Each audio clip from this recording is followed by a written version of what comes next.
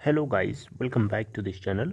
Guys, इस video में हम लोग बात करेंगे पीएसयू प्राइवेटाइजेशन को लेकर के। एक न्यूज़ है, नीति आयोग की तरफ से 12 पीएसयूज़ की एक लिस्ट तैयार करी गई है। उसके ऊपर मैं आप लोगों से चर्चा करूंगा, राइट। लेकिन सबसे पहले शुरू करने से पहले आपसे रिक्वेस्ट करूंगा कि अगर आप इस चैनल को फर्स्ट टाइम देख रहे हैं तो सब्सक्राइब करके बेल आइकन को हिट कर लीजिए ताकि नोटिफिकेशंस आप तक पहुंचें और आप सबसे पहले उसे देख पाएँ। Alright guys, okay. सो चलिए देखते हैं क्या है। एक्चुअली में आप लोगों को पहले से एक चीज़ तो पता है ना कि भारत सरकार पीएसयूज़ को सारे नहीं लेकिन 2 पीएसयू बैंक्स को और एक इंश्योरेंस कंपनी को प्राइवेटाइज कर सकती है, राइट। ऐसा फाइनेंस मिनिस्ट्री की तरफ से बजट पेश करते समय बताया गया था। लेकिन यहाँ पे क्या है कि शुरू शुरू में एक खबर उड़ी हुई थी कि 4 बैंक्स जिनके नाम बैंक ऑफ इंडिया था, उसके अलावा central bank of India, Indian overseas bank और एक बैंक और था, राइट। तो इन 4 बैंक्स को प्राइवेटाइज करने की बात मार्केट में चल रही थी, लेकिन बाद में पता चलता है कि वो बातें जो हैं सिर्फ हवा हवा में चल रही थी, हकीकत नहीं है। यानी भारत सरकार की तरफ से डिनाई कर दिया गया कि वो एक स्पेकुलेशन है, राइट, वो ट्रू नहीं है, राइट। तो ट्रू क्या है, इसके ऊपर भारत सरकार से ने बताया कि ज़रूरी नहीं है कि 2 बैंक्स हों। बेसिकली भारत सरकार इसको एक पायलट बेसिस पे, यानी पायलट बेसिस का मतलब होता है कि फूक फूक के कदम रखना, यानी डर डर के चलना। यानी डूबने से पहले आप पानी को मापा जाता है कि कितना गहरा है, उसके बाद आगे बढ़ा जाता है, राइट। तो भारत सरकार इसी स्ट्रेटजी के हिसाब से चलना चाहती है प्राइवेटाइजेशन को लेकर के, राइट। तो यहाँ पे भारत सरकार का कहना है कि वो ज़रूरी नहीं है कि 2 बैंक्स हो सकता है ऐसा भी करना पड़े तो, कि जैसे कि 2 बैंक्स को मर्ज करके एक बना दिया जाए, उसके बाद उसको प्राइवेटाइज कर दिया जाए, राइट। क्योंकि प्राइवेटाइजेशन से भारत सरकार को बैंकिंग के प्राइवेटाइजेशन से 1 लाख करोड़ रुपए का टारगेट पूरा करना है।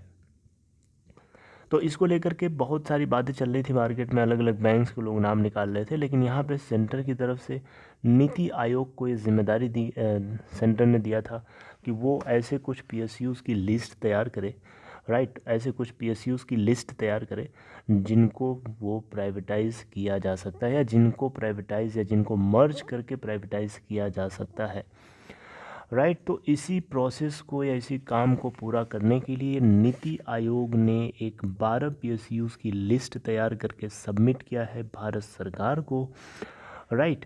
तो अब ये 12 जो पीएसयूज़ हैं ये स्ट्रेटजिक सेक्टर से बिलोंग करते हैं, right. The list submitted by governments policy think tank includes PSUs in strategic sectors and will be reviewed by DIPAM। यानी इन पीएसयूज़ की लिस्ट को department of investment and public asset management DIPAM, मैंने आपको बताया था, ये एक ऐसी बॉडी है जो भारत सरकार या पब्लिक सेक्टर में जितने कंपनीज होती हैं उन सभी के डाइवेस्टमेंट या इन्वेस्टमेंट के ऊपर काम करती है। यानी ये सारी जिम्मेदारी इसी की देख रेख में होती है। तो DIPAM इसके ऊपर अपना एक विचार रखेगा, इसको रिव्यू करेगा, इस लिस्ट को रिव्यू करेगा, राइट। इसमें जितने PSUs हैं उनको देखेगा, एनालिसिस करेगा उसके ऊपर। और इसके अलावा कोर ग्रुप ऑफ सेक्रेटरीट्स, जिसको हम शॉर्ट में CGD भी बोलते हैं, कोर ग्रुप ऑफ सेक्रेटरीज, ये भी इसी बात को लेकर के इंश्योर करेंगे कि ये 12 PSUs जो लिस्ट करे गए हैं नीति आयोग के द्वारा, क्या ये प्राइवेटाइज या इनको मर्ज करके प्राइवेटाइज करने के लायक हैं, राइट। तो ऐसा यहाँ पे एक आर्टिकल है मेरे पास, बेसिकली ये आर्टिकल बिजनेस टुडे की है, तो उसके ज़रिए मैं आप तक पहुँचा रहा हूँ, ओके। तो गाइस यहाँ पे भारत सरकार जो है 1.75 लाख करोड़ के डिसइन्वेस्टमेंट टारगेट को पूरा करना चाहती है, राइट। तो इसको लेकर के यहाँ पे नीति आयोग ने ये लिस्ट इसी एजेंडा के हिसाब से तैयार करी है। और आपको जैसा कि पता है कि जो नीति आयोग है वो जो लिस्ट तैयार करता है, जो लिस्ट तैयार किया है वो अभी अंडर रिव्यू होना है, राइट। यानी 2 अथॉरिटीज़ अभी उसको रिव्यू करेंगे, उसके बाद वो अपना जजमेंट निकालेंगे, उसके हिसाब से डिसाइड किया जाएगा। हो सकता है भारत सरकार पहले से इसके अंदर मिली हो, भारत सरकार की तरफ से ये इन पीएसयूज़ को पहले से ही पॉइंट आउट किया गया हो, जो नीति आयोग के जरिए या उसके मुंह से बुलवाया जा रहा हो, ये बात बुलवाई जा रही हो, राइट।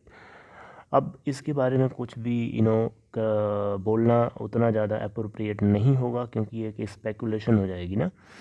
यहाँ पे 2 पीएसयूज़ की और एक जनरल इंश्योरेंस कंपनी के लिए लिस्ट तैयार करी गई है। अब इसमें से शॉर्ट लिस्ट किया जाएगा कि कौन सा पीएसयू बैंक, कौन पीएसयू बैंक्स और कौन सी इंश्योरेंस कंपनी जो है प्राइवेटाइज या मर्ज या फिर जो कुछ और पीएसयूज़ हैं उनकी सब्सिडरीज़ के रूप में कन्वर्ट किया जा सकता है।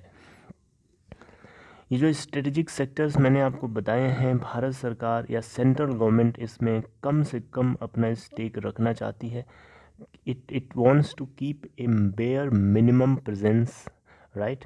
जो जैसे कि पावर सेक्टर हो गया, petroleum, coal and other minerals, atomic energy, space, defence, banking, insurance and financial services, transport and telecommunication, इन सभी में स्ट्रेटजिक सेक्टर्स हैं जिसमें भारत सरकार कम से कम अपनी प्रेजेंस को रखना चाहती है, राइट।